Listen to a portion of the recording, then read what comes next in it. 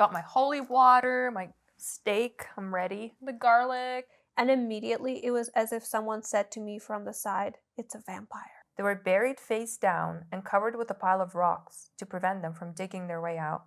What was happening? What were these people on? Welcome to Baba Yaga's Crib, where fairy tales come to life. We're your hosts, Olga And Veronica. And we're here to unravel myth, legends, paranormal encounters, and mysteries that defy explanation, all the while creating art inspired by the current topic. So light a candle, grab a pencil, and prepare to be bewitched. You've just stepped into Baba Yaga's Crib.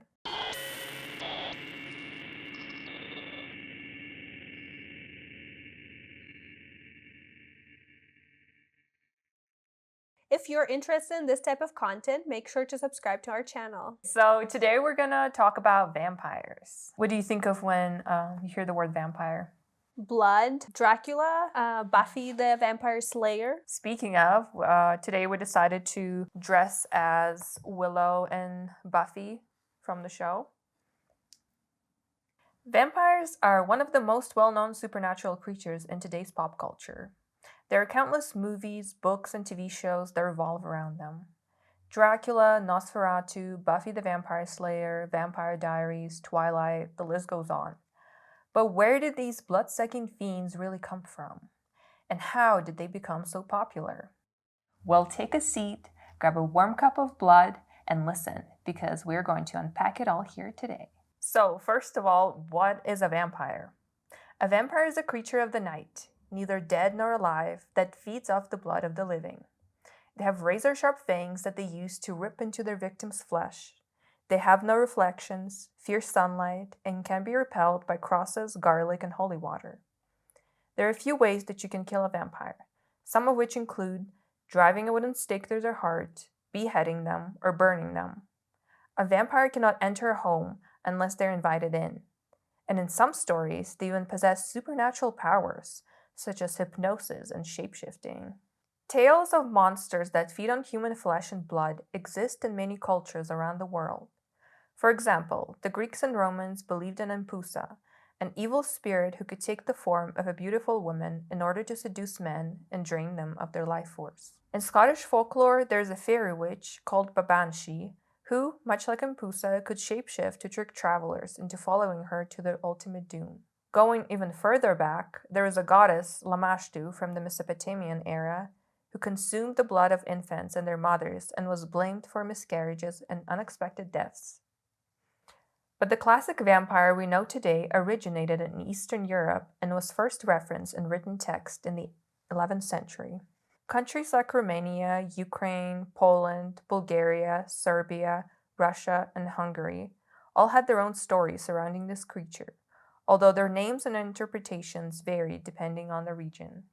Ancient Slavs believed that when a person died, they could either pass peacefully into the afterlife or return as an evil, vengeful spirit, also known as opior, strigoi, or vampires. The latter usually happened to someone who has been a sinful or evil person in life, had died in an unusual or cruel way, committed suicide, or had not received a proper burial.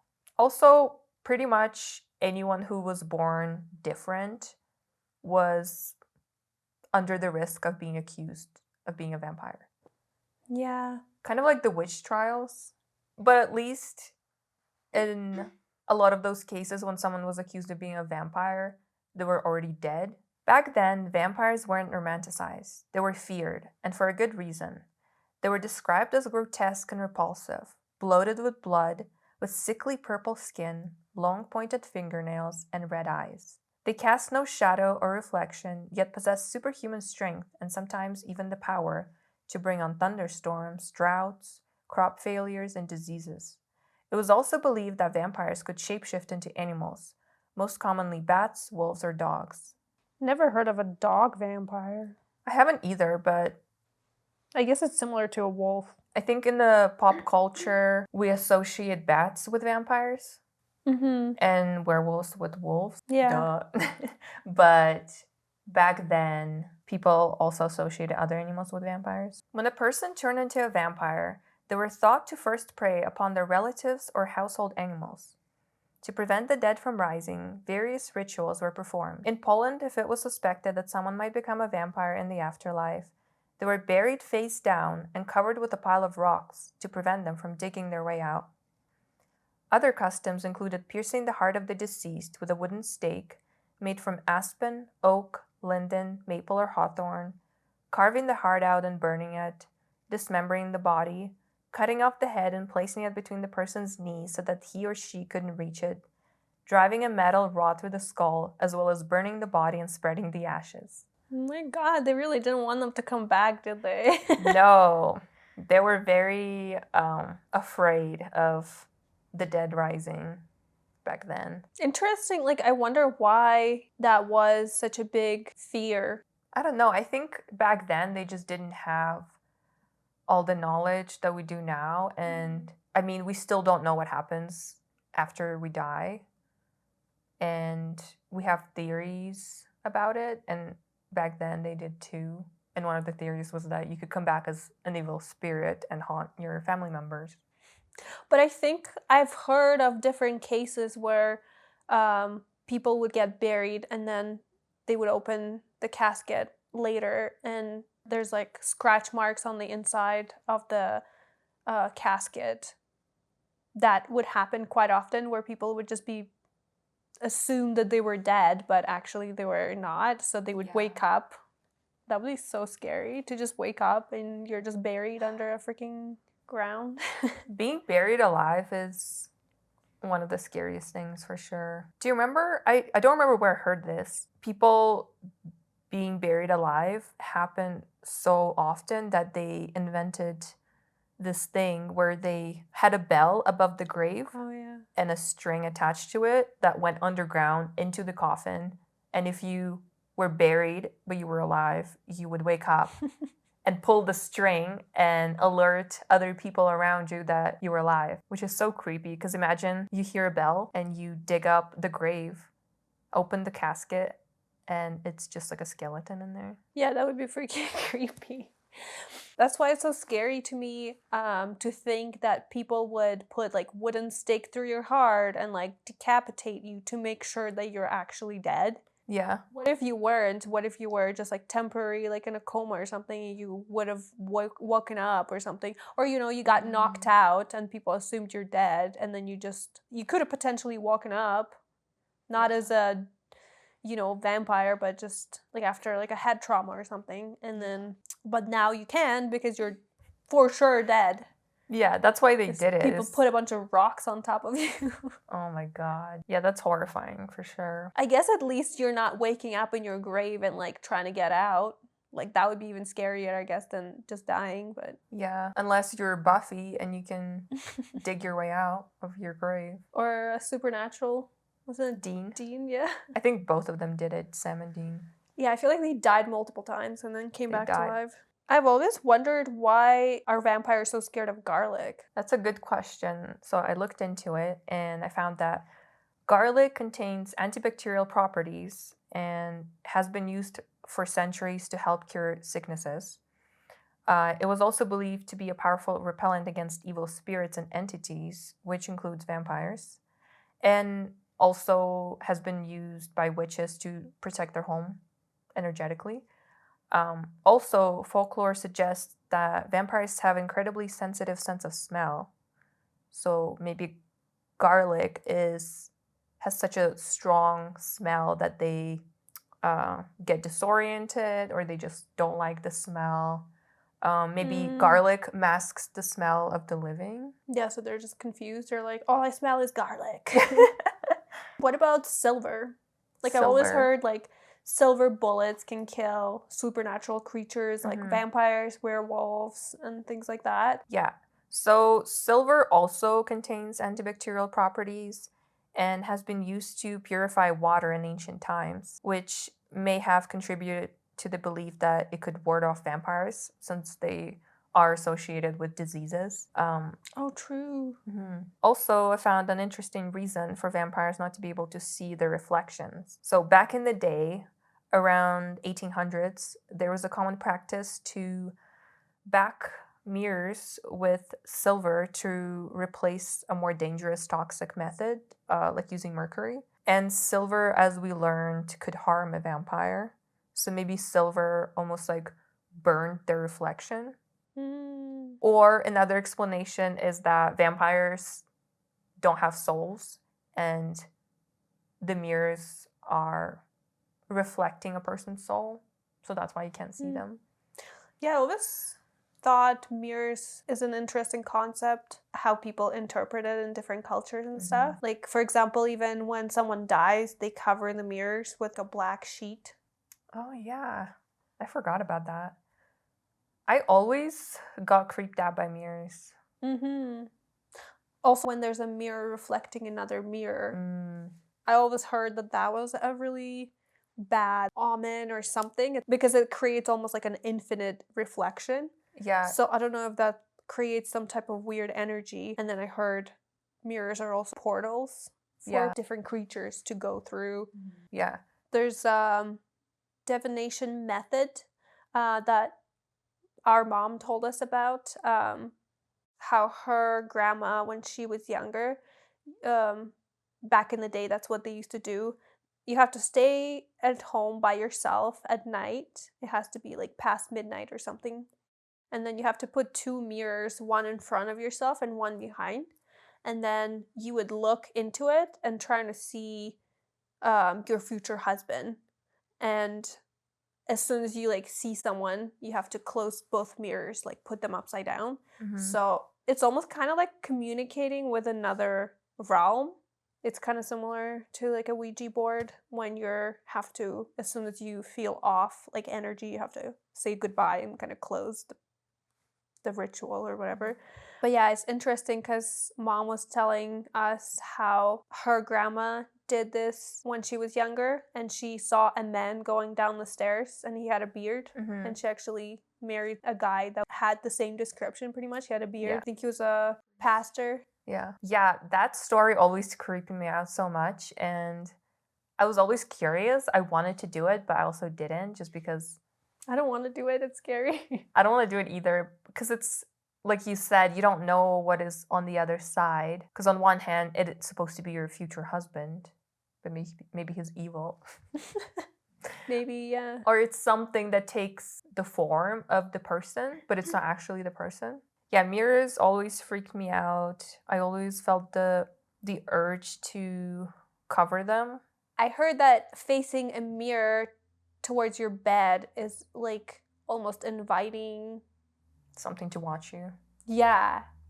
I watched Sinners not too long ago. Yeah. And obviously that's a pretty common thing that vampires have to be invited in. So where did that come from? Okay, so I was also kind of curious about that. And so from what I found online, that specifically came from Dracula, the book. I found no mention of vampires needing an invitation based on their European folklore. But I do wonder if this is connected to vampires only going after their relatives based on the folklore, because maybe they could only get into their own houses. Oh, true. It still had to come from somewhere. That kind of idea of an evil entity having to almost get permission to enter. Even like, for example, when you do Ouija board, right? You have to almost open that door first. Or, you know, when you're going to like a haunted house, it's almost like you're trying to allow that paranormal creature, whatever it is, to communicate. Yeah, you give it your energy almost. That book I read, The Bear and the Nightingale, there was a creature, an evil creature that was trying to get into the house, and it couldn't because the house spirit was protecting the house and it wouldn't let them in. So I wonder if this is part of it too. Yeah, so I think this is the reason why in so many cultures it's considered so important to protect your home. And there's a million ways you could do it. Like, for example, hanging amulets, wind chimes, bells, sprinkling salt at every threshold, using runes, pentagrams, crosses, anything that symbolizes protection for you, um, and anything that is meaningful to you Yeah. helps to protect your home. I think, yeah, it's the intention Mm-hmm. behind it. Like anything you do, I guess, in life. Um, that's kind of what witchcraft is about, I guess. Mm-hmm. Putting intention in Yeah. everything that you use and how you go through life. Even the welcome mat, that one is a pretty big Mm-hmm. no-no. Yeah. Just having a welcome mat in front of your front door or back door or whatever, it's like you're inviting any type of energy into your house. So that was an interesting thing to learn. Don't do that. I've seen unwelcome mats. Would that work, I think? I think so. Like when it's your personal space, you don't really want to just pretty much having like an open door for anything. Yeah, I think in one of those shows, I can't remember if it was Buffy or Vampire Diaries, someone had a welcome mat and the vampire was able to get in because of that. I think it was Buffy. They're just like losers. Yeah. Don't you know the rule? So why did people start believing in vampires? There are many theories as to why this might have happened. Historians believed it was a way for people to explain the unexplained. They didn't have the same knowledge we do now. When someone died from mysterious causes, the rest of the community would blame the supernatural. In many cases, if a person fell ill from a contagious disease, such as tuberculosis or smallpox, their family members would soon get sick as well, hence the belief that vampires targeted their relatives first. Rabies was another disease that was more prevalent among peasants at the time. The animals most often associated with it were wolves, dogs, and bats, all of which were also linked to vampires. Oh, I see. I guess, yeah, dogs could spread diseases. Mm-hmm. And dogs are always around people. I imagine people would take dogs on hunts, and if a dog got attacked by a wolf that had rabies, the diseases spread to humans through saliva or bites, and symptoms included aggression and an aversion to light. Another theory suggests that grieving family members may have seen their deceased loved ones in dreams and believed these encounters were real. Some might have even hallucinated hearing voices or seeing images that weren't actually there. Experiences like these could leave a person frightened and confused, convincing them that something supernatural was at work.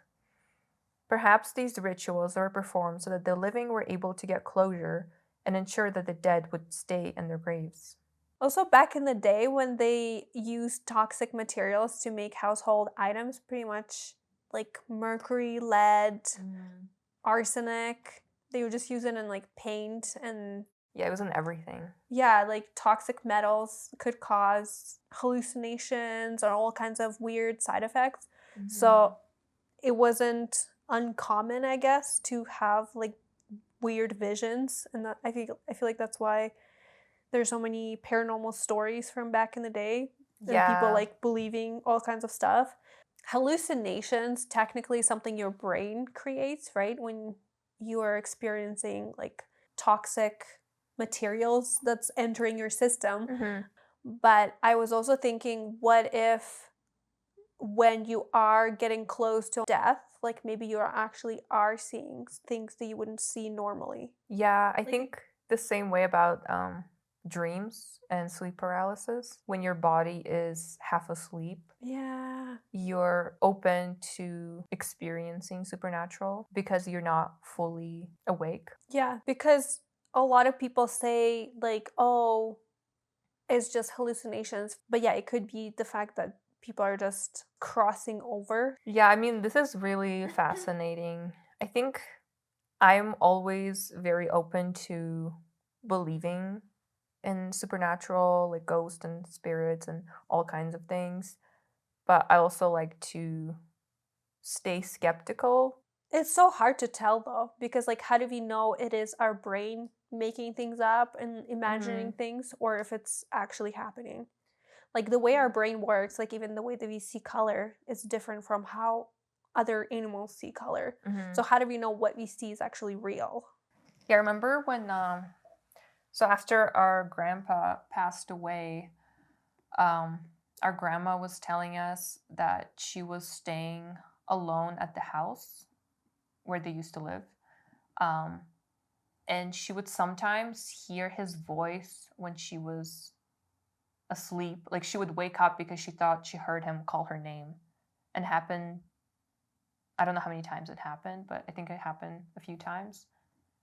And I don't know if, again, it's hard to say, did this actually happen? Was she just dreaming? Was her brain just used to hearing his voice?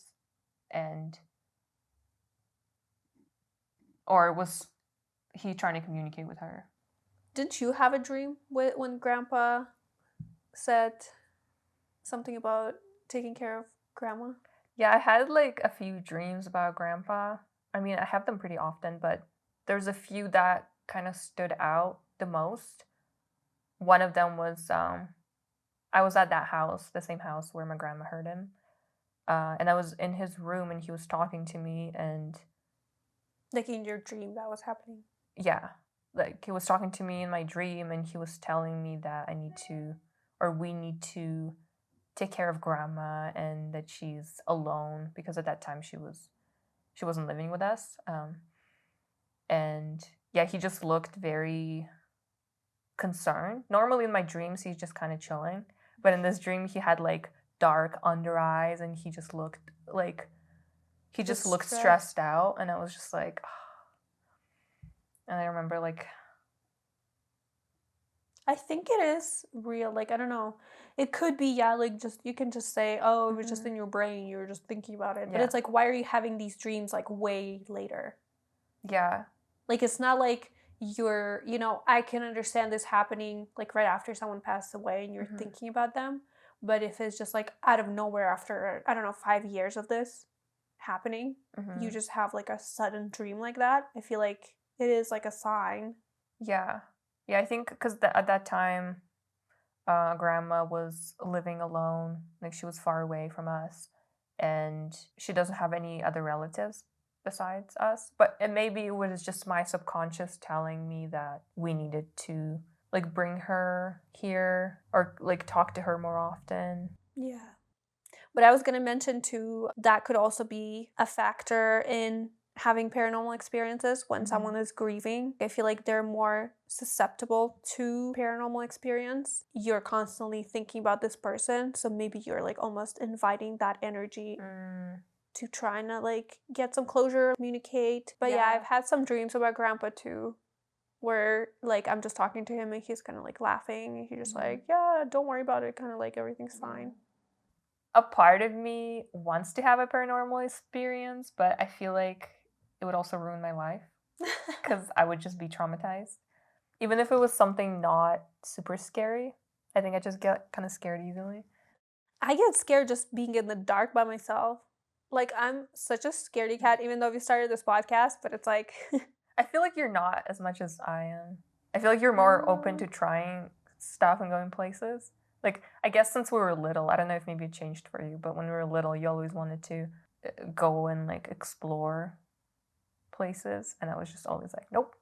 I don't know. Some people, like for example, my husband, he's had some kind of like close to paranormal experiences where he would just like see things kind of in the corner of your eyes. If you don't get enough sleep, you start to kind of hallucinate. But that's why I'm saying, like, I don't know if that's you hallucinating or if it's actually just like you're almost like in that between state of dreaming and sleeping. That's when that veil is very thin so you can actually see something. But he's like, if I see something, I'm gonna like keep looking at it, versus like if I saw something, I would just try to close my eyes and like go to sleep, pretend I didn't see that. Yeah, like I feel like I've never actually had an experience like that because I don't just stare into the darkness and just wait for things to happen. If I'm just trying to sleep in my room, I'm not gonna just be like staring into like a corner that looks creepy. I don't know, I'm always just like, I'm just gonna sleep. Yeah, I am the same way for sure. I think I'm more brave during the day where I'm like, I want to see a ghost. But then at night, I'm just like, no, not right now. Maybe another day. Yeah. So since we're talking about vampires, we gotta mention vampire bats, also known as Desmodus rotundus. This species inhabits Central and South America and preys upon other animals such as cows, pigs, horses, and birds. Vampire bats use their sharp fangs to create small incisions in the animal's flesh and drink their blood, usually while the animal is asleep. Occasionally, they even bite humans, but it's not very common. Even though these bats do not kill the animals they feed on, they carry diseases such as rabies, which makes them quite dangerous. So it's kind of cool that there are animals that actually drink blood. Yeah, the fact that they need it to survive is kind of spooky. I guess there's mosquitoes, but they're so small and they... Oh, yeah. True. Mosquitoes are little vampires.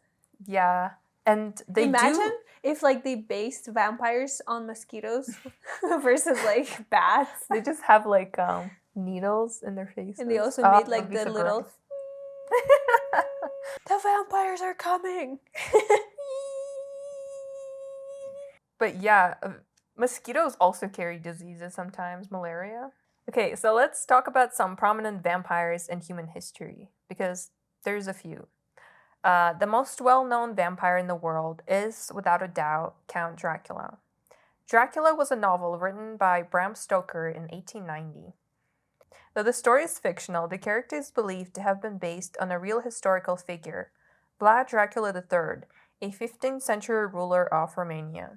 The name Dracula comes from the Romanian word Draculia, which translates to son of the dragon. Vlad was notorious for his extreme and brutal tactics against the Ottoman Empire. One of his favorite methods of torture involved impaling his enemies on wooden stakes, an act that earned him the nickname Vlad the Impaler. It was also rumored that Vlad liked to dine with his dying victims, dipping his food into their blood. Ew. I wonder if, like, the whole impaling thing, did that come from Vlad the Impaler? Like, I the think wooden so. stake through the heart? Like, that seems... Imagine if this is how you had to kill a vampire.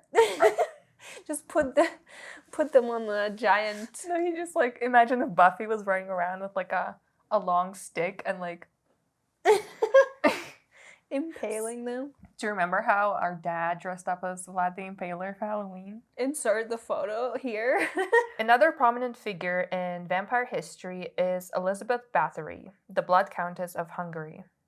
Elizabeth Bathory was a Hungarian noblewoman accused of torturing and murdering hundreds of young girls in the early 17th century. That bitch! The rumor of her cruelty surfaced after her husband's death in 1604. The allegations, which came from peasant women, were initially dismissed until claims emerged that she was also targeting noblewomen.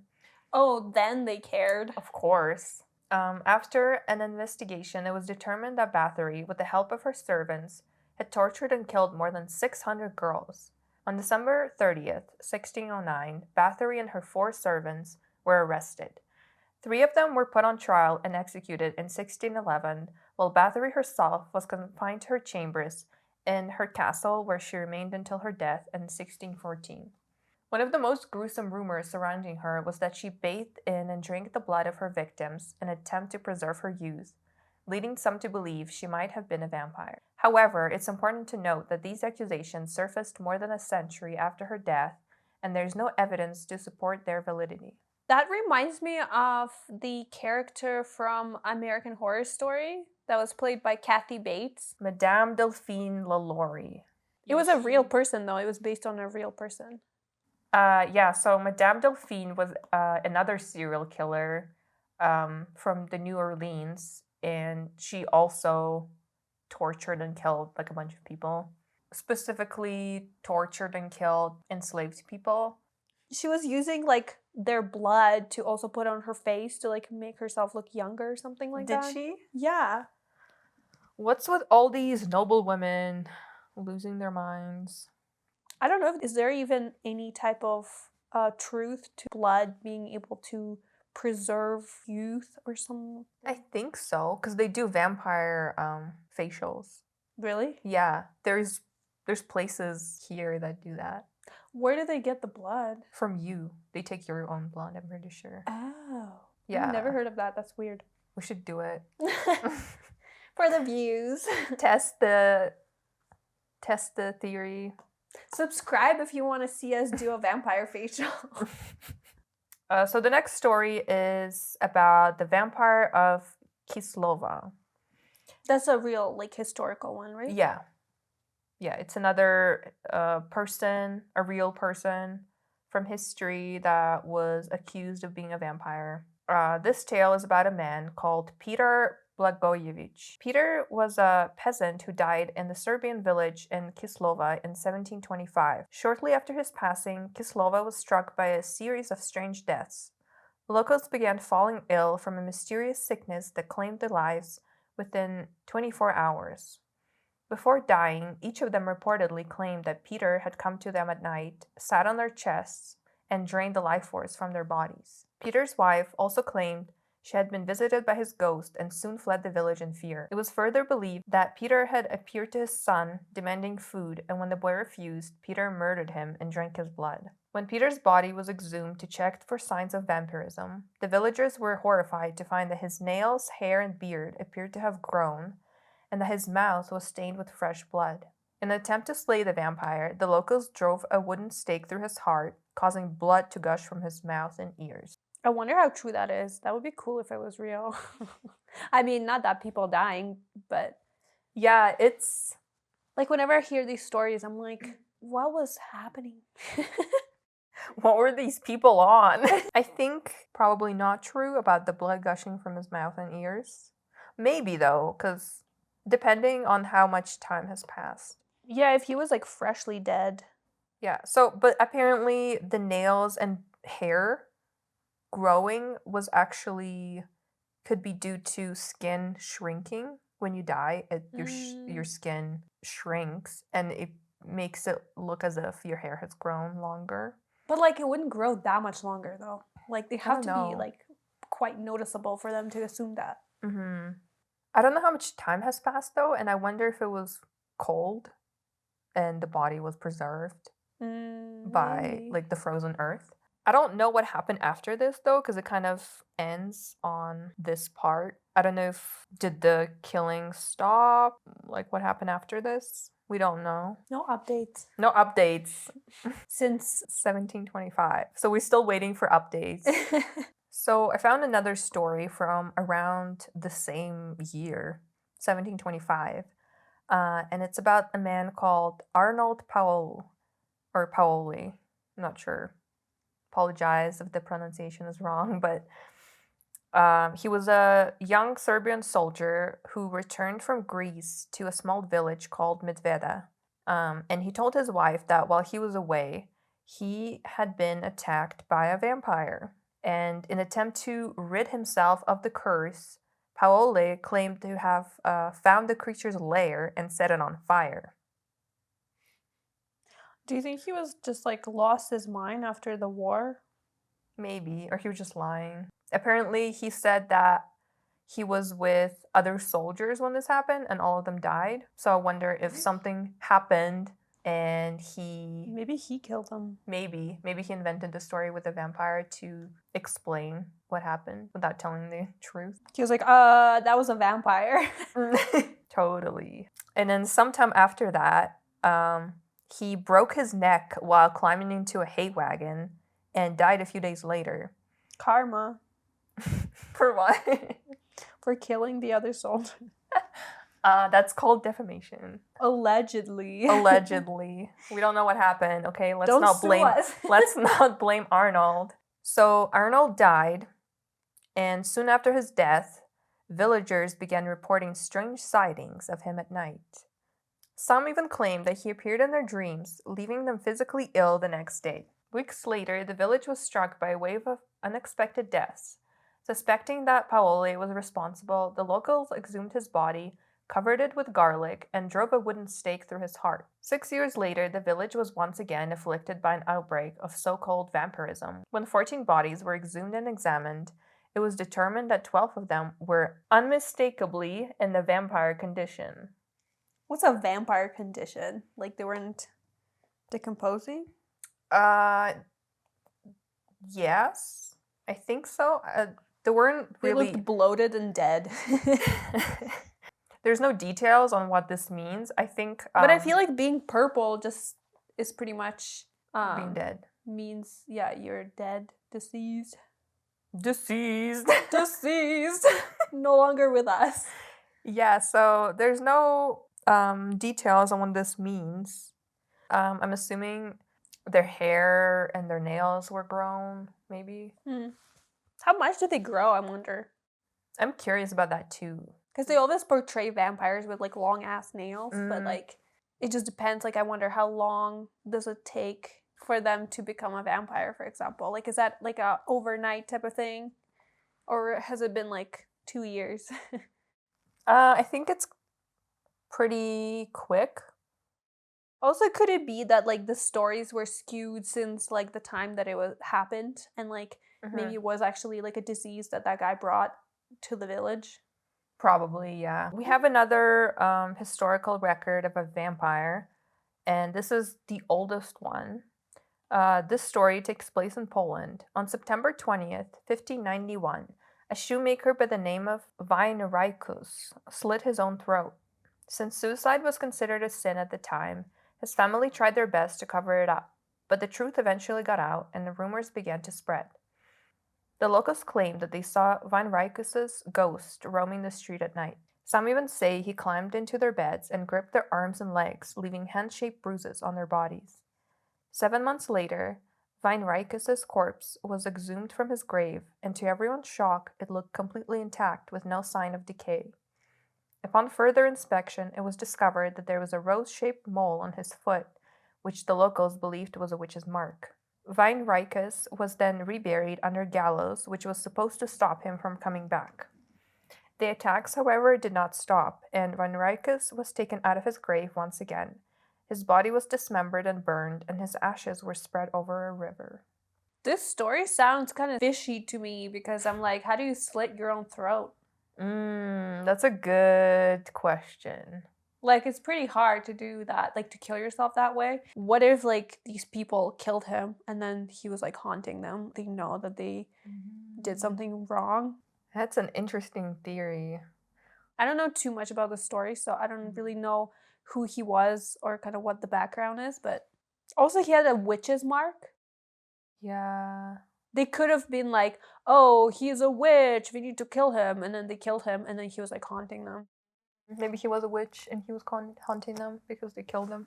The part where he was buried under gallows was also interesting because I've never heard of anyone doing that to stop vampire from coming back. I wonder how that was supposed to stop him. Yeah.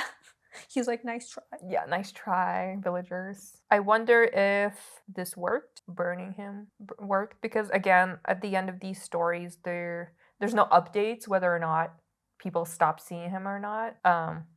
He might be haunting them to this day. He might be. And now it's time for us to read some stories of real life encounters with vampires. Ooh. Got my holy water, my steak, I'm ready The garlic. to listen to some spooky vampire stories. Story number 1, meeting a real vampire, a strange experience. It was written 7 years ago. 2 days ago, I was with my friends at a party. Everything was okay and boring for me because I cannot drink alcohol because of stomach problems. Nevertheless, we had some fun, left the party early, and went to a friend's house to chill. After a couple of minutes, I heard some of his friends come in to join us. Several hours passed, and because it was getting very late, I wanted to leave for home. Some friends of his decided to give me a ride home, and before we reached the car, we saw several men out in front of the car, many who looked drunk, but I wasn't expecting any kind of trouble. As I walked past the car to get to the back seat, waiting for the owner to let me in, a man from the group approached and told him to get inside the house because he was needed by someone. It appeared to me that the owner knew this guy because he did exactly that, without opening the car or telling me anything. I just stood there for a couple of seconds, then decided to walk back in the house to see if he's still waiting to take me home or I should go on my own. I had my driver's license suspended due to an accident a few years ago. I went into the house, couldn't see the owner, and said goodbye again to some friends. I was trying to figure out my journey home because the public transport at that hour doesn't work, about 4 a.m. I live in Eastern Europe, by the way. I don't know if in the USA the public transport system is different. But in the same time, a man who was outside apparently walked into the house with 2 more guys. And it caught my attention. He had medium brown darkish hair, slim with loose clothes, very common looking actually. But that wasn't the thing that caught my attention. When he entered the house, I just had a strong feeling coming from him that I cannot describe well. He looked at me. He had dark brown glassy eyes. Didn't say anything, but then he started to move around like nobody was noticing him, even the 2 guys that were with him. And that's when I realized his movements were so unnatural or weird. Like, as he was going forward, it seems like he was going backwards. Was he moonwalking? His arms were behind his body as he moved. The feeling I had was not fear, though. Like you would be scared of the unknown, like ghosts, demons, the dark, a horror movie, etc. This was a feeling I had a few times when someone died or saw something very graphic and gore related. Kind of the same feeling. And my brain just rewired in a way like you suffered a real psychological trauma. I swear I could feel it in my brain. It was the same feeling I had when I watched someone years ago falling off the stairs with blood running from his ears. It was not fear, but like the brain rewiring itself somehow.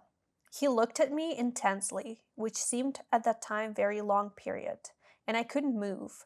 I now remember opening my mouth halfway and just staring back at him, eyes wide open and fixating my vision at him.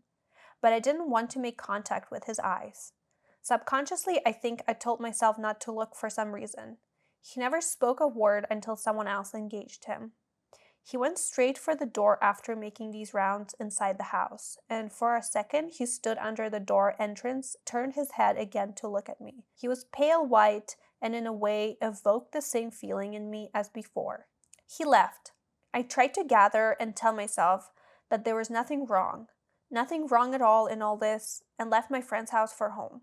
I forgot about the whole thing while outside was freezing, and me walking in the snow feeling sleepy and tired until I saw him again near a closed travel agency building. He was ahead of me, leaning against the glass walls. He didn't seem to notice me, but I knew then that it was him. I switched sides on the sidewalk to get some distance, and with one eye looking over in his direction. He noticed me halfway and smiled. I couldn't see his face better because of the snow in the distance, but I noticed his mouth was deep red, almost bloody. I picked up the pace, worrying that he might follow, but he stood his ground, and shortly after he was out of range. I tend to smoke a lot. I had this irrational fear when I got home and lit up a cigarette with my window open that someone might come in, and I was thinking of him specifically, though I live in an apartment on the 5th floor. Nothing happened, of course, and I went to sleep. At the hour I'm writing this, I remember vividly the same feeling I had when I encountered this man, and I can't shake it off. Somehow I get a mental image and visualize this man as I did back then. Somehow not human, and yet human enough, not to be afraid in a way I would be of the deep supernatural. I guess only one word came to mind when I think of him. A sort of vampire. Though strangely enough, it's not from any book, fiction, or myth I know of, but I keep seeing him like that. Don't know why. I could tell myself that this was nothing out of ordinary, but the experience and the feelings I went through were anything but ordinary. I have kept in mind that I can't ignore them, and subconsciously I gave them credence. I am sure now more than ever this was not a human. I sensed he wasn't human from the first moment. Did someone else have a similar experience? I know I didn't. This might be an original experience. Is there any comments? Yeah. I wonder if that guy was on drugs. Which one? The vampire. Or the guy that was seeing the vampire. Someone was commenting, I had an experience with someone similar. I'm an artist, and I had a customer that insisted on an after-hours appointment, and literally the second it was dark, he and his partner appeared. I sometimes do after-hours appointments, so I didn't think the request was strange. In hindsight, I had to invite him in though, stereotypically, if he was a vampire. He was with a girl. She seemed human but was acting strangely, but he moved weirdly and had an incredibly negative energy about him. I felt like he was trying to read my mind. We went through the transaction, and the whole time I was analyzing how weird this guy was. The girl appeared almost spellbound by him. They seemed disappointed, even though outwardly everything was going perfectly, and suddenly departed. Reminds me of that Night Watch movie. Oh my god, yeah. Someone else commented, same thing happened to me in Burlington. Was waiting for my cousins to come out of Dunkin' Donuts, saw an ordinary looking 20-something guy with long brown hair walking by. He made eye contact with me, and I felt like you did, just couldn't break my gaze away. I started following him until my cousins came out and ran after me. They asked where I was headed, and my mind just snapped back. I saw him retreating up the street, but the daze was gone. Could it be like someone that's able to almost like hypnotize people? It does seem like plausible because some people are more susceptible to being hypnotized than others. So I don't know if it works on like everyone. Maybe like the first comment was like that couple, they were almost like trying to hypnotize him, but it didn't work. I mean, I think it's also, we still have that instinct that allows us to identify predators. And I wonder if this is what's happening when someone, like those people seeing a person and that just gives them a terrible vibe. I wonder if it's that person is actually just someone really dangerous. And Yeah, that's what I was thinking too, like with the story. Like maybe this guy that's writing in is good at recognizing like people's energy. There's some people that are more sensitive to like different energies. So maybe he was like, this guy is like really off. There's something off about him, even though he can't really tell what. But he was just like, he just seemed weird, like unnatural. And like sometimes there are some people that are like evil that are almost like trying to put on like a fake image, like masking their personality, or maybe like he was some type of like murderer or I think so bad too. guy. But again, I don't know if it was necessarily like a vampire, but I could understand the feeling. And like there's a lot of comments that are just like, have you like gotten checked out by a doctor? Like that next stop should be like a psychologist. Shun the unbeliever. And also this interesting comment that was what happened to the person that was going to drive you home? Total dick of the year for abandoning you after that. True. Maybe he was hypnotized by Dracula. The OP says, I don't know, but he wasn't my friend per se. He was a friend of the guy who owned the house I stayed over. So I feel like the OP wasn't very close to like these people. Maybe he knew one person, like the owner of the house, but he didn't really know anyone else. But yeah, really creepy. Story number 2. So I met a vampire. Posted on our paranormal subreddit. This one is from 10 years ago. Hi guys, I wasn't very sure if to post this or not, but here it goes anyways. It was in 2011. Back then, I was very engaged in political activism, and I ended up organizing an Occupy movement in the city I was living in, along with some other fellows. I'd rather not give any names or locations to preserve the guy. We camped in the downtown square for about 4 months. Throughout this period, a lot of people came in and out, and by the second month, I had to travel to another city where my parents were living for a week. When I came back to the occupation, there was a guy living there who arrived exactly when I left. He somehow already had some respect from the other people in a very short period of time. He was tall, blonde, with long hair, a bit hippie-like, had a profound voice that implied self-confidence, and he had by some means a strange aura. But okay, no big deal. Seemed like a cool guy after a while. With time, he became my friend, and we ended up having a long conversation about pretty much everything that interested me, and vice versa, like occultism, magic, UFOs, etc., until he brought up the vampirism subject, which I was not familiar with at the time. He explained to me some stuff like the vampires were actually normal people that could manage their own life force, and apparently they had been misinterpreted since always. And he told me that there are some secret vampire groups, small ones, that preserve the rituals. There was no blood sucking thing going on, or as he said, that the blood was an analogy to life force. They were not actually sucking it from people, but they could indeed suck somebody's life force. But more importantly, he said, was to know how to use your own. The conversation finished there. The whole thing seemed interesting to me, and after a while, we went to sleep. Some days later, here's what happened. My house was quite close to the occupation, and once in a while, some of my friends would often ask me to use my bathroom to have a shower, and then this guy asked me the same. I said yes, no problem at all. Everything went fine, the guy had his shower, and when we were walking back to the occupation, he brought up the subject about vampirism again. This time he was wearing an anonymous plastic mask, which completely covered his face. He starts to explain to me how one can control his own life force inside the dreams, and how that would affect the actual material body. While he's explaining this to me, I see his jaw making a strange movement, as if there was something stuck between his teeth and he was trying to clean it. When he finishes the explanation, he calls me by my name and raises the mask slightly, so I can take a look at his mouth. And then I see his huge canine tooth. He pulls down the mask. I didn't know how to react, so I just remained calm, and I asked him what that was for if they didn't actually suck blood from other people. And he told me it worked out as sort of an antenna to capture different vibrations. And he managed to construct it by molding his life force into that shape inside his dreams. And he asked me if I would be interested in doing the same. I told him that it sounded interesting and I needed to think about it. We arrived at the occupation as if nothing happened. I didn't see any strange movements by his hands trying to insert a fake tooth in his mouth or trying to remove it after. The sensation I got was that he pulled the tooth out by a jaw movement. The whole thing was just very strange to digest.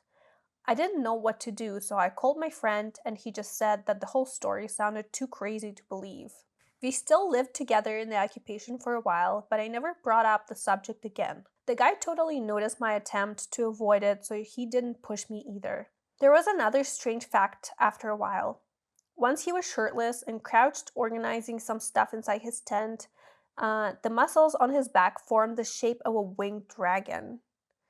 It was incredibly similar. Another girl who was at the occupation witnessed and freaked out a bit.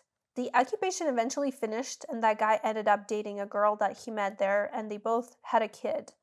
The guy seemed pretty normal despite these two occasions. I just wanted to share, and thanks for reading till the end. What do you think about the canine tooth that he grew? Is there a way that it was just a prosthetic? Well, he said that he was wearing a mask, Mm-hmm. right, that was covering his face, and he was doing like a weird jaw movement. Mm-hmm. I wonder if he just like put it like in his mouth, moved it like with his tongue. Probably. He's just like Yeah. a weird person that's talking to you, and you're like, Yeah, that guy sounded very sketchy. Yeah, the whole thing about, yeah, vampires are misunderstood. They're just sucking the life force from people. It's not a big deal. But what did he mean by vampires don't need to take blood from people? Then that's not a vampire. He says they suck the life force. But he said it's more about controlling your own life force. It's like, you're not even a vampire. Poser. Yeah, I mean, there's different stories from history where it's not necessarily a vampire. They don't necessarily need to drink blood. Like in some cases, it's just like a life force. Yeah. It sounds like more of an energy vampire. Yeah, this guy definitely sounds like an energy vampire. It's almost like he gets off on like freaking you out. Yeah. There's like some comments. This comment says, when I was much younger, 11, 12, I had my little brother convinced I was secretly a Wookiee. Some people enjoy the power pretending to be something they're not. The power of tricking people or deceiving, because it's not about making them believe in you and what you're saying. It's about making them doubt that maybe they don't think that they know everything that they think they know. Yeah, So this commenter is pretty much saying like some people get off on like deceiving others. like compulsive liars. Yeah. This also makes me think, so when I was researching vampires, I came across a lot of articles that were talking about people who there's groups of people that believe they're vampires, and they talk about why they believe they're vampires and stuff. I also heard like people actually trying to drink human blood, but then they like end up throwing it up because you can't drink human blood if you're just a human. It's not good for your body to like ingest it. Yeah, it's like people think, oh, if I drink blood, I'm going to be a real vampire, but you're just a person. Our bodies are not meant to ingest blood. Yeah. You're not gonna digest it properly. It's not good for you. Vampires drink blood because that's what keeps them alive. If you're just a person who's drinking blood, you're just a weirdo. Someone is saying, I'm a little more confused about how you thought it was normal that this guy came out of the shower wearing a plastic mask. That would scare me shitless. True. Yeah, this guy sounds like he just wants to be interesting. Yeah. And he's inventing this persona that I'm a vampire and I can control my dreams and make and grow fangs in my dreams. I also wonder, like, he was wearing a mask because he said anonymous mask that was covering his face. They are in an occupation. I think it's like a protest. That's what I'm thinking. Oh, It didn't really yeah. specify what it was for, Mm. but I'm assuming it's something like that where they're camping out in front of like a government building or something like that. So I could understand why he was like wearing a mask, but that's why like I feel like the OP didn't say anything that was weird. Yeah. Because I mean, I'm sure the weirder part was the fact that he had a was, tooth. yeah, that he's describing how he grew it in his dream. Yeah. This makes me think of that episode in Buffy when there's a group of people that think they're vampires. They're like worshipping vampires. I think they're these misunderstood creatures, but then They get attacked. I think the energy vampire thing seems more legit to me. What we do in the shadows. Just think of that one. I do believe in energy vampires, that some people can take your energy. But why would you want to hang out with someone like that? Yeah, I mean, this guy was weirded out by him, so he's like, I didn't really like talk to him after that. I just mean in those communities that they're like, we're energy vampires. Like you're just stealing energy from each other. Yeah, I don't know. I guess that guy was like testing him, maybe. Well, it almost felt like he was trying to feed off of like the OP's energy because he's trying to almost like freak him out. Or maybe he was trying to get him to join him and be like, do you want to try something like that? I can teach you how to install a tooth. I don't know. Freaky. This is the story from Let's Not Meet subreddit. So this one is not very supernatural. It's more of like a strange encounter with someone. This one is called Encounter with a Vampire Girl. This is the first and hopefully last time I'm writing here, so I apologize if it's difficult to read, but I just wanted to share this with you. I think this is the right place, and at the same time, get this case out of my head. Context: I'm a 26-year-old male. The incident occurred a week ago in Köln, where I was invited by my friend and business colleague. At 8 o'clock in the evening, I was on my way home and sat down at the bus stop to wait. I was alone there except for a girl sitting on the other side of the bus stop. It was almost empty. At first, I didn't pay any attention to her and was busy texting my friends. However, several minutes passed and the bus still did not arrive. During this time, I put my phone aside, and that's when I began to notice some obvious oddities, to the point of feeling very uncomfortable. The girl looked to be about 30 years old, thin, dressed in a black dress and long black boots. Sounds like you. With a hat lying next to her seat. What confused me a little was her unnaturally unhealthy pale skin, especially on her face. It was probably just makeup or something like that, and her bags under her eyes were outlined in black. Sounds like a baddie. Nothing unusual. I've seen many people with informal styles and appearances, but her eyes were so empty, lifeless, glassy. However, what really scared me was the way she looked at me. With obvious aggression, predatory, like a python looking at a mouse. I've definitely given people those looks before. At the same time, she smiled weirdly and disgustingly, sometimes licking her lips and quietly humming some melody. And this went on for more than 10 minutes, non-stop. Never in my life have I felt such confusion and discomfort as I did at that moment. I just wanted to run away. But at the same time, I didn't want to look like an idiot, especially since I had waited so long. I understand how silly this sounds from the outside, but I simply cannot describe how repulsive and frightening she looked at me. Her face was so scary at that moment. I just knew that something was wrong, and my instincts and intuition were screaming that this was not normal, that should not be happening. In addition to what I saw, I just felt in my gut that this would not lead to anything good. Eye contact was unrelenting. She was still looking at me, and I was trying to look away at my watch, phone, and so on. I felt very uncomfortable, but I tried to be friendly, greeted her, waved awkwardly, but she continued to stare silently. Then the situation began to deteriorate rapidly, and her behavior became more hostile. From passive aggression, she moved on to open aggression. She began to breathe heavily, grind her teeth, and squeak. Then my patience snapped. I stood up and shouted at her, "Please stop!" I kept my distance and I didn't go near her because I realized that she was probably on drugs or had mental health issues. At that moment, she seemed to fall silent and spoke for the first time, muttering, I'm sorry. At that moment, I felt a little calmer, and she even stopped staring at me. I texted my friends that I was still out and would be a bit late getting home. And just then, my heart skipped a beat. She let out a loud cry, like a scream. The girl jumped up from her seat and started coming towards me, muttering some weird stuff in German. I was confused and gradually, step by step, prepared to retreat, until the girl suddenly started chasing me and rushing towards me. This crazy clung to me with her long, sharp nails, drawing blood, and tried to bite me several times, tearing my shirt at the shoulders. I had no choice but to hit her between the ears. Between the ears? Like, where is that?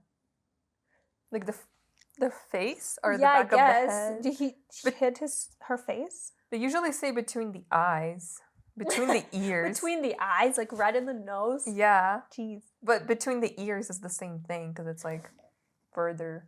Yeah. Unless he between the did it like. ears. He's like, he was like this. Like karate chopped her. Yeah, I had no choice but to hit between the ears, as it was a matter of my safety, health, and possibly even my life.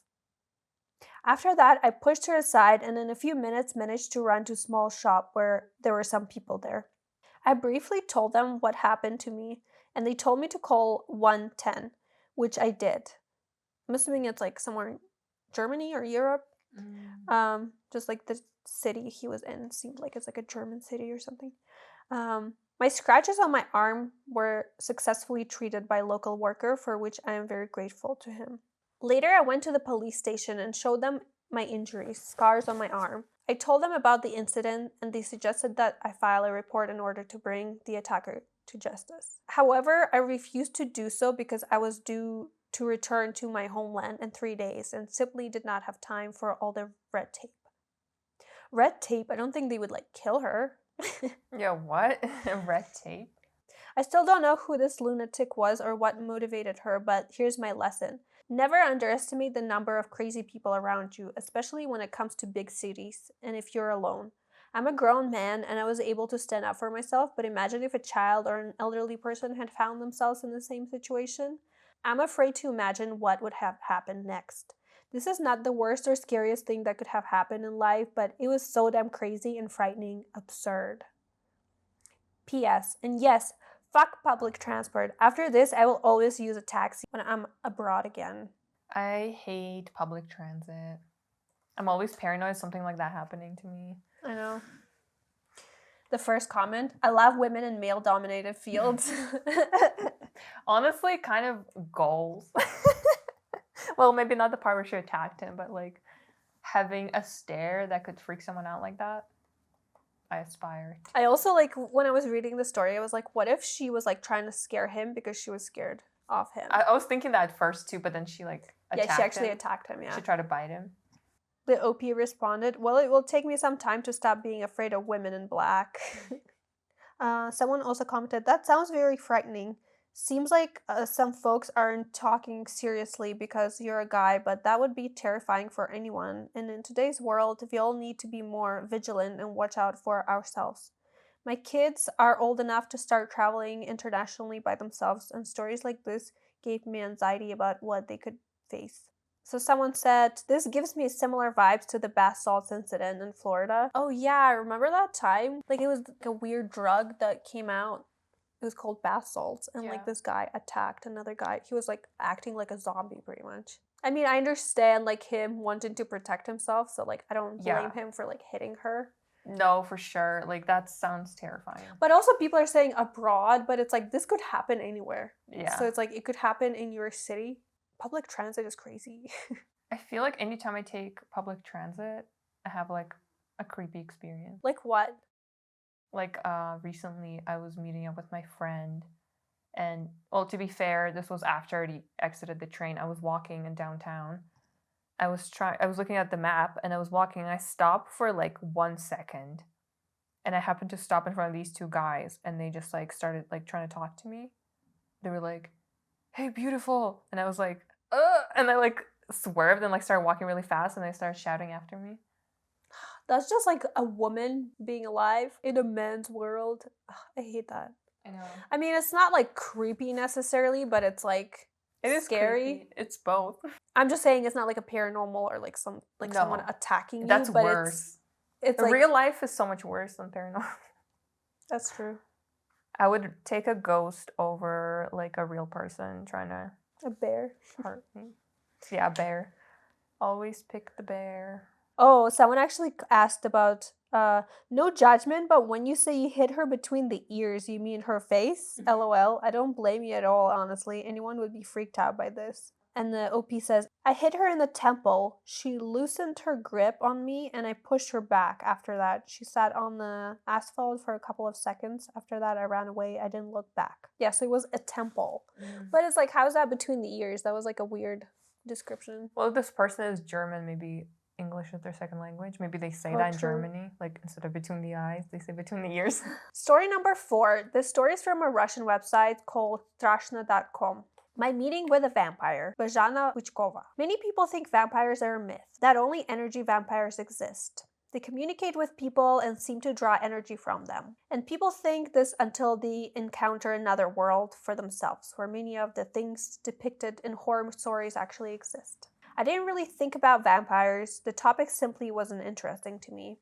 I'm not a fan of the many trendy sagas and films about them. I was simply pursuing my spiritual growth, following my own path. So there's something out there, so what? If all you do is search for everything inexplainable, that's your path. And my path is different. Basically, I lived and went about my business. A few years ago, my father and I needed to go to Sochi on business. We needed to stay overnight. Some friends of ours offered to let us stay with friends, which we agreed to. The house was one of the last in the foothills. Beyond that, there were only mountains, a river, and a forest. The owners greeted us warmly. They were a modern, close-knit Georgian family. Having recently moved to the region themselves, they bought this large, beautiful house and lived happily in it. We brought refreshments and they brought theirs. We sat at the large table until almost midnight. It was time to go to bed. My father was offered a bed on the first floor. I was given a beautiful room on the second. Large windows were on the left and directly in front of the bed. To the right was the door to the stairs. I closed the door. I admired the scenery from the window and enjoyed the complete silence and the huge moon, went to bed. The dream was strange. Only later did I realize it wasn't a dream. In the dream, I woke up to a slight noise. The door to my room slowly opened. A woman appeared. Her hair was black and curled down to her waist. She was wearing a long white shirt, hiding her legs. Her skin was pale and her eyes were sunken. And immediately it was as if someone said to me from the side, "It's a vampire." The woman began to approach me. I wanted to stand up or scream, but something completely paralyzed my body. And she was getting closer and closer. Then she leaned over me and, smiling, the smile was more like a grin, began to pull the blanket around my neck and choking me, all the while bringing her face ever closer to mine. I didn't have the strength to move, and I could only watch it all in horror. Then a voice from the side said, almost whispered, "Remember yourself." I got like chills. And it was like a sign. I remembered who I was, and a cold fire began to boil within me and engulfed my entire body. I felt boundless, power and authority over everything, the ability to do anything. The numbness passed. I felt immense strength in my hands. I grabbed the woman's hands very easily, crushed them like matchsticks, and burst into a terrible laugh in her face. Oh my god. Her eyes widened, and surprise appeared in their gaze. Then fear, and then sheer terror. She began to struggle. Then the owner's rooster began to crow. I was distracted from her for a split second, and the woman managed to break free. She rushed through the door and vanished into it. After that, I thought I woke up. I opened my eyes and I heard rooster crowing. The blanket was pulled around my neck, just like it had been in that dream waking state. The door to the room was wide open. Then I went downstairs, but everyone was still asleep. I decided not to tell the owners anything, only asking if such women had ever died in this house. They told me someone like that had been buried there long ago, before their arrival, but they couldn't say anything about her life, how she lived, or anything else. I didn't want to frighten them with the night's story, since when I asked if anything strange had happened in this house before, they answered negatively and immediately changed the subject. It was clear they were uncomfortable with this. I couldn't tell them what I was communicating with, spirits and forces, so I simply advised them to cleanse the house and invite a specialist. And that's how we parted. The story left me with many questions, which I answered step by step. For you, dear friends, this can serve a lesson. Don't take things you haven't encountered before lightly, and vampires have their place in it, whether you believe them or not. That was very creepy. I like the part where is it the author, the girl or a boy? A girl. I like how she crushes her arms and then Like a matchstick. and then the lady like breaks free, and I just imagine her running away with like her arms like dangling, weird angles. She like broke her arms. This sounds like something I would do in my dream. I feel like I'm always attacking people in my dreams. Like people who are trying to attack me, I'm like fighting them. Yeah. Yeah, it's kind of cool though. Like, I wonder, you know how they say that you have like a guardian angel? Mm-hmm. Or like maybe you had a relative protecting you, Yeah. like a spirit guide or something, because it like told her, remember who you are. This or is like something Lion that. King. Remember yourself. Simba. Yeah, like, and it like all of a sudden everything changed and she felt like she was more in power. So that's kind of cool. Mm-hmm. Yeah, that story is very creepy. The description of the vampire definitely sounds like upud, like the Eastern European. Well, they also said that someone by that description was buried there. Yeah, that's so creepy. I'm like getting like chills from that. I don't know. I don't know if it's necessarily like a vampire. Maybe it was more like a spirit or a ghost based haunting on the house. the folklore, vampires were ghosts True. that could hurt you. It was in Russia, so that was like one of the countries where that type of creature or entity existed. Yeah. So, and the fact that she said like when she woke up, the blanket was still like wrapped around her neck. Oh, that part, I missed that part. I like the fact that she fought her off. That was badass. I know. Buffy vibes. Yeah. She's like, come here, bitch. She's like, also reminds me of like the Scary Movie.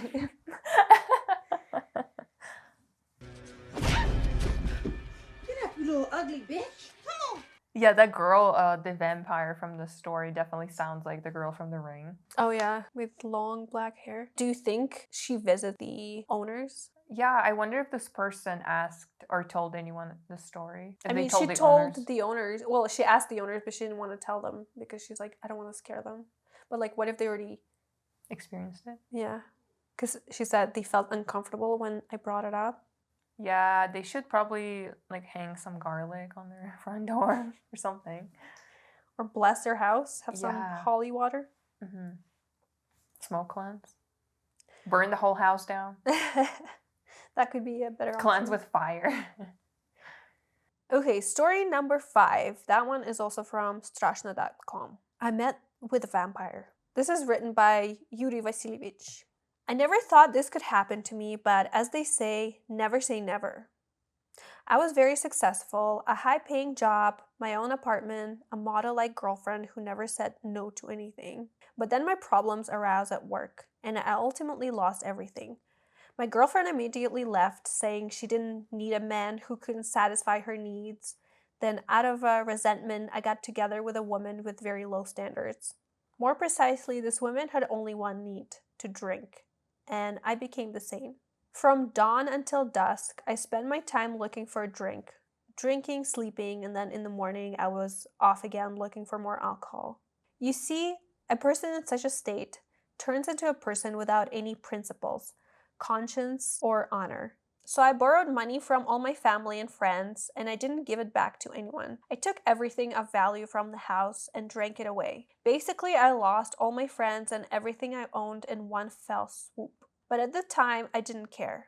I collected scrap metal, stole some petty things, and every 2 months I went to the blood bank where you could donate blood for a $5 for those in need. So one day I'm standing at the checkpoint, a foreign car pulls up, and a woman gets out. Her face hidden, wrapped in a scarf, and wearing dark glasses. It's not surprising though, for a place like this, dark glasses aren't surprising. Many people try to hide their tears. The woman comes up to me and asks, "How much are you asking?" "A 5, I say, and I'm already heading to the checkpoint when she says, "Come with me, I'll give you a 10. Well, that's a lot of money for me, so I get in the car. I wonder when that was. What Yeah. year? Because, Sounds like it was a long time ago. A $5. yeah, That is nothing. 5 rubles. Today's currency, yeah. She's driving me out of town, and I'm scared. We didn't agree to this. And she replies, "What are you afraid of? You. Are you really afraid of losing such a life? Is life like ours really something to be happy about?" Oh my god, that would scare the shit out of me. I'd shit myself in her car. She just kick you out. She's like, Good. "Ugh." "And I don't need you anyway. I'll take your blood and let you go." I'm not gonna kill you. I'm just gonna drain you of your blood. For $10 or rubles. We arrived at the forest park and she led me to a secluded clearing. From her first aid kit, she pulled out a tourniquet, a rubber tube with a needle, and a large plastic cup. She bandaged my arm with the tourniquet, pierced a vein with a needle, and my blood poured into the cup. Having filled the cup to the brim, she removed the needle, bandaged my arm, and then greedily began drinking the collected blood, like an alcoholic with a hangover, drinking beer. Oh my god. She drained the glass to the last drop, and indeed, a change came over this woman, like an alcoholic recovering from a hangover or a drug addict who's taken a hit. She took off her headscarf and glasses, and it wasn't a woman at all, but a young girl, and a very attractive one. The blood had a very beneficial effect on her. Her cheeks flushed, a playful glint appeared in her eyes, and she became cheerful and joyful. She thanked me the whole way back. "Thank you, you helped me out. I've been without human blood for a long time, and pig blood or the injections the doctor prescribed are no use. I was in such a bad shape. I even started having seizures. I thought I was going to die, but now I'll leave peacefully for a couple of weeks and then we'll see." We pulled into town. She dropped me off at the next stop, gave me the promised tenner, and even a bag with a bottle of vodka and some simple snacks. I'm riding home on the bus with cash, drinks, and snacks, enjoying myself, when suddenly it hit me. I realized I'd sunk completely with all this drinking. I'd go to hell for a bottle. Okay, so today everything worked out, but what if I had been a maniac who drained all my blood? But that's not even the worst part. That girl was right. Such a life is worthless, and I don't need it at all. But they might not kill you. They might make things worse. There are plenty of terrifying stories about shady realtors or criminal logging camps where drinkers are lured into it under false pretenses. And how many became disabled and bedridden because of low-quality alcohol? And then I realized that meeting that girl was a warning, a sign from above. That's it. I've had my fun. It's time to kick the habit and get my act together. So I kicked that drinking woman out and started a new life.